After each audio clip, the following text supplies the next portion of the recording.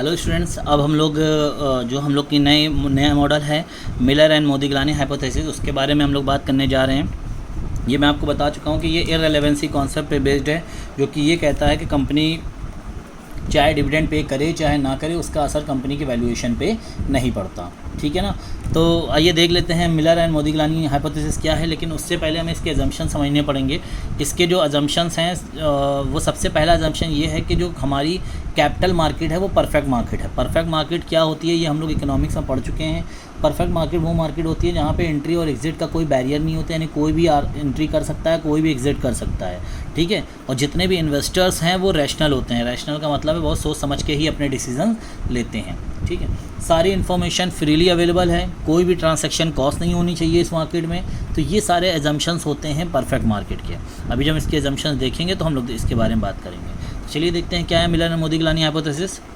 According to Modigliani and Miller, dividend policy of a firm is irrelevant as it does not affect the wealth of the shareholder. ये हम बता चुके हैं कि जो dividend decisions या dividend policy है वो इररिलेवेंट होती है। ठीक है। दूसरी चीज़, the market price of share held for 1 year में बी कैलकुलेटेड एज फॉलो, यानी हम लोग कोई भी शेयर जो मेरे पास 1 साल तक रखा है हम उसके मार्केट प्राइस कैलकुलेट कर सकते हैं। ठीक है। अगर हमारे पास कोई शेयर है जिसको हम ये सोच के चल रहे हैं कि हम 1 साल तक रखेंगे तो उसकी आज मार्केट प्राइस क्या होगी वो हम कैलकुलेट कर सकते हैं। किस फॉर्मूले से कैलकुलेट किया जाता है? इस फॉर्मूले से, जहाँ पे पी नॉट का मतलब है आज की डेट में मार्केट प्राइस क्या है। पी नॉट का मतलब आज की डेट में मार्केट प्राइस क्या है। ठीक है। Is equals to D one का मतलब है 1 साल बाद जो डिविडेंड मिलने वाला है हमको। यहाँ पे आज के डिविडेंड की बात नहीं कर रहे, हम 1 साल बाद जो हमको उससे डिविडेंड मिलेगा वो। ठीक है। Plus P1। अब यहाँ P1 का मतलब ये है जो मार्केट प्राइस 1 साल बाद होगा उसका। ठीक है। 1 साल बाद जो मार्केट प्राइस होगा, क्योंकि जब हम शेयर्स बेचेंगे तो हमको सिर्फ डिविडेंड नहीं मिलता है, हमको डिविडेंड के साथ जब हम शेयर बेचते हैं तो हमें कैपिटल गेन भी होता है। तो यहाँ पे इन्होंने कैपिटल गेन को भी इंक्लूड किया है। ठीक है। जैसे सपोज़ करो मेरे पास 100 रुपये का शेयर है और 100 रुपये के शेयर को जब हमने 1 साल बाद बेचा तो वो 105 रुपये का बिका। अब 105 रुपये जो तुम्हें 5 रुपये उसमें कैपिटल गेन है और 100 रुपये तुम्हारी जो तुमने इन्वेस्ट किया था, तो उस प्राइस को भी हमने यहाँ पे कंसीडर किया है। तो P naught is equal to formula हो जाता है D1 plus P1 divided by 1 प्लस KE। KE का मतलब है यहाँ पे कॉस्ट ऑफ इक्विटी। तो इस फॉर्मूले से हम लोग मार्केट प्राइस आज की डेट में निकाल सकते हैं। ठीक है।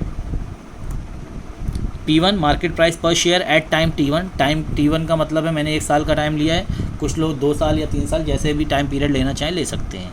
P नॉट का मतलब है मार्केट प्राइस पर शेयर एट टाइम 0। टाइम 0 का मतलब आज की डेट में, और D का मतलब है यहाँ पे डिविडेंड पर शेयर। ठीक है। क्लियर हो गई ये बात आपको? ओके।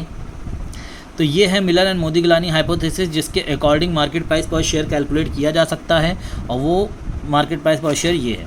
ठीक।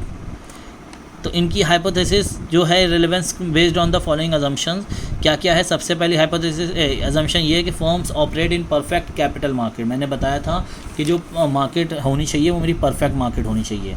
परफेक्ट मार्केट में सारे इन्वेस्टर्स रैशनल होते हैं, एंट्री एग्जिट्स फ्री होती है, कोई भी ट्रांजैक्शन कॉस्ट नहीं होती है, कोई सारी इन्फॉर्मेशन फ्रीली अवेलेबल होती है। ठीक है। इसके अलावा टैक्सेस डू नॉट एग्जिस्ट, कोई भी टैक्सेस नहीं चार्ज किए होते हैं यहाँ पे। The firm has a fix investment policy, firm की जो इन्वेस्टमेंट पॉलिसी होती है वो फिक्स होती है।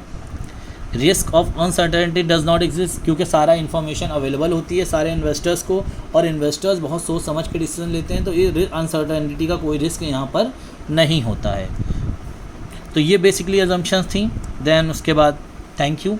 यहाँ पे आके हम लोग ने अपना जो डिविडेंड पॉलिसी वाला चैप्टर था, जिसे हम लोग यूनिट 5 के नाम से जानते हैं, वो भी हम लोग ने कंप्लीट कर लिया है। अब ऑलमोस्ट आप लोग का सिलेबस कंप्लीट हो चुका है। बस अब मैं आपको रिवीजन करवाना स्टार्ट कर दूंगा, और साथ ही साथ हर चैप्टर से रिलेटेड जो न्यूमेरिकल्स हैं वो मैं आपको कराना स्टार्ट कर दूंगा। हम लोग की पाँचों के पाँचों यूनिट जो हैं वो कंप्लीट हो चुकी हैं। अब सिर्फ उसका रिविज़न एंड न्यूमेरिकल्स पे हम लोग फोकस करेंगे। ठीक है। Thank you.